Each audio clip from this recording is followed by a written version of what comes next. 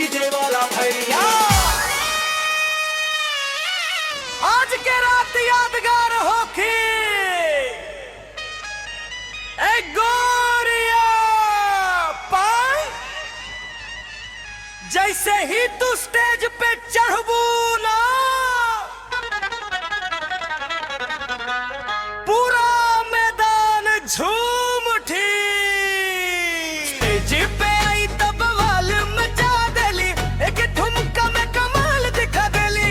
DJ वाला भी देखत रह गइल दाई, पूरा भीड़ के पागल बना देली।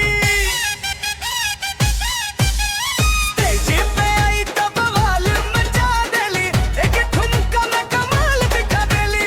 डीजे वाला भी देखत रह गइल दाई, पूरा भीड़ के पागल बना देली। स्टेज पे आई तब वाल मचा देली, एक मुस्की में दिल का चुरा लेली।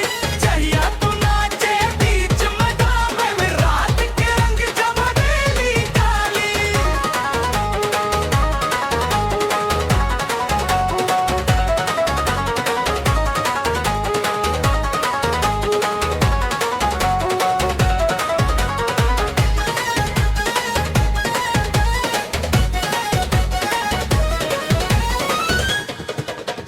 लाल चुनरिया हवा में लहराए, देखे वाला दिलवा हार जाए। धीरे धीरे जब तू मुस्कावेलू, सुतल प्यार भी जाग जाए।